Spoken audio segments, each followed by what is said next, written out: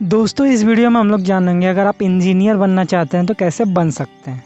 India की number 1 institute IIT से engineering कैसे कर सकते हैं।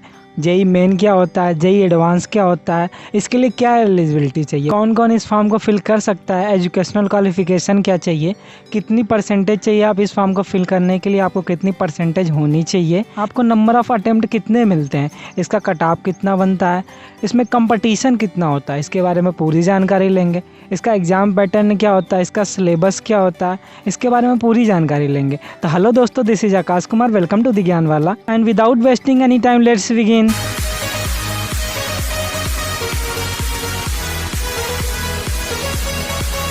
दोस्तों वैसे तो इंडिया में इंजीनियरिंग करने के बहुत से रास्ते हैं, लेकिन अगर आप इंडिया की टॉप इंस्टीट्यूट आईआईटी यानी इंडियन इंस्टीट्यूट ऑफ टेक्नोलॉजी से इंजीनियरिंग करना चाहते हैं तो एनटीए यानी नेशनल टेस्टिंग एजेंसी के द्वारा कंडक्ट किया जाने वाला एग्ज़ाम आपका JEE mains and JEE advance, JEE main and JEE advance आपको क्लियर करना होगा। दोस्तों जो आईआईटी के द्वारा रन की जाने वाली यूनिवर्सिटीज़ है आपकी इंडिया में, वो 23 यूनिवर्सिटीज़ है, जैसे आईआईटी बॉम्बे, आईआईटी दिल्ली।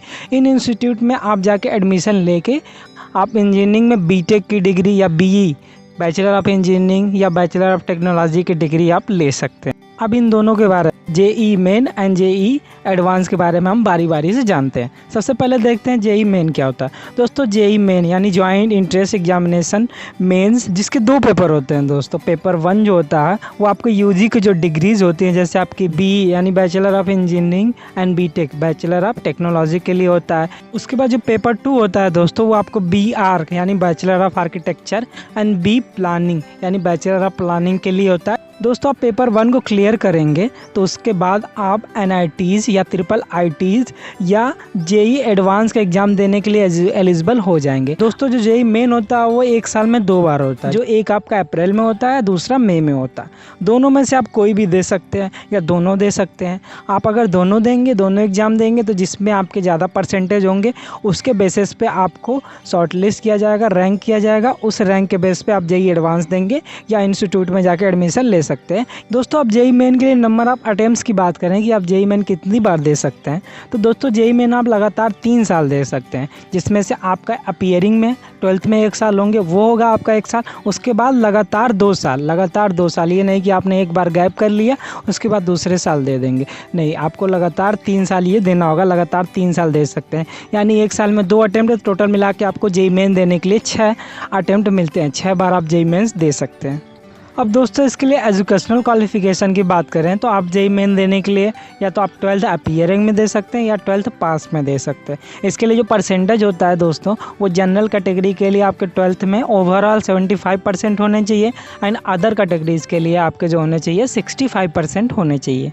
दोस्तों अब इसके लिए एज लिमिट की बात करें तो कोई भी एज लिमिट आपको नहीं चाहिए, किसी भी एज पे आप इसको दे सकते हैं। दोस्तों इसके लिए नेशनलिटी की बात करें तो आप अगर इंडियन सिटीजन है तब भी इसे दे सकते हैं, एनआरआई नॉन रेजिडेंस इंडियन है तब भी इसे दे सकते हैं, PIO personal of Indian origin है तब भी दे सकते हैं, and overseas citizen of India है तब भी आप दे सकते हैं। तो ये सब कार्ड होंगे आपके पास तो आप जेई मेन का एग्ज़ाम दे सकते हैं। दोस्तों अब इसके एग्ज़ाम पैटर्न एंड सिलेबस की बात करें तो दोस्तों पहले ही हमने बात कर ली है कि जेई मेन्स में आपके 2 पेपर होते हैं।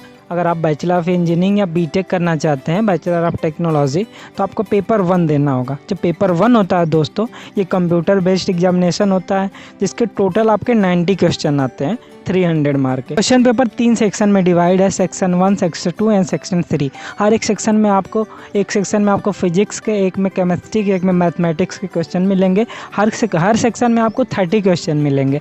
दोस्तों उसके बाद आपका सब सेक्शन होगा हर एक सब्जेक्ट में, जिसमें आपका फिजिक्स, जैसे हम ले सकते हैं फिजिक्स में आपके जो 20 क्वेश्चन होंगे उसके बाद आपका 10 क्वेश्चन का एक ग्रुप होगा। तो जो 20 क्वेश्चन होंगे वो आपके कंपलसरी होंगे, टोटल 20 आपको करने ही होंगे। जो 10 क्वेश्चन होंगे उसमें आपको ओनली 5 क्वेश्चन करने हैं, ओनली कोई भी 5 क्वेश्चन करेंगे। आपको ज़्यादा क्वेश्चन करेंगे तो उसके मार्क आपको नहीं मिलेंगे, बस 5 क्वेश्चन से ही आपको मार्क मिलेंगे। दोस्तों हर एक सेक्शन में एक क्वेश्चन आपका 4 मार्क का होता है, तो टोटल क्वेश्चन से आपको जो मार्क आते हैं वो 100 का केमिस्ट्री आता है, 100 का फिजिक्स आता है एंड 100 का मैथ आता है। दोस्तों जो आपको 20 क्वेश्चन होते हैं वो आपका एमसीक्यूज बेस्ड होते हैं, यानी मल्टीपल चॉइस क्वेश्चन। इसमें आपको एक ही चॉइस होगी, उसको आपको चूज़ करना होगा, एक क्वेश्चन आपका एक आंसर सही होगा। लेकिन जो अलग जो 10 क्वेश्चन होता है वो न्यूमेरिकल वैल्यू क्वेश्चन होते हैं, उसमें आपको न्यूमेरिकली कोई वैल्यू लिखनी होती है। ये आपका इसमें से आपको ओनली 5 क्वेश्चन करने होते हैं। दोस्तों पूरे क्वेश्चन पेपर में आपका नेगेटिव मार्किंग भी होती है। दोस्तों प्रीवियस ईयर में कुछ कट ऑफ की बात कर लें तो जो आपका 2020 में जनरल के लिए जो मेंस की कट ऑफ बनी थी वो 70.24 मार्क्स की बनी थी। उसके बाद ओबीसी कैटेगरी के लिए जो कट ऑफ बनी थी वो 72.88 बनी थी। फिर एससी के लिए 50.17, एसटी के लिए 39.09। इतने मार्क की कट ऑफ बनी थी आपकी 2020 की। फिर 2019 की कट ऑफ देख लें तो 89, फिर उस जो जनरल के लिए 2019 की 89 थी। फिर ओबीसी के लिए 74, एससी के लिए 54, एसटी के लिए 44। उसके बाद 2018 में जो आपके जनरल के लिए 81 थी, ओबीसी कैटेगरी के लिए आपकी 79 थी, एससी कैटेगरी की आपकी 32 थी एंड एसटी की 27 थी। उसके बाद 2015 की बात कर लें तो जनरल के लिए 105, ओबीसी के लिए 70, एससी के लिए आपकी 50 एंड एसटी के लिए 44। तो ऐसे करके कुछ कट ऑफ आपके 100 के नीचे ही रहती, ज़्यादातर कभी कभी आपके 100 के अबव चले जाते। पिछले कुछ ईयर में आपकी जो कट ऑफ ज़्यादा थी, लेकिन इस साल इधर कुछ सालों से कट ऑफ आपकी कम होती जा रही है। जैसा आपका क्वेश्चन पेपर का लेवल होगा उस हिसाब से आपकी कट ऑफ बनेगी। दोस्तों इसमें कंपटीशन की बात करें तो अगर आप जाकर गूगल पे सर्च करेंगे वर्ल्ड टफेस्ट एग्ज़ाम तो उसमें आपको 2nd या 3rd रैंक में आपको IIT JEE मिलेगा।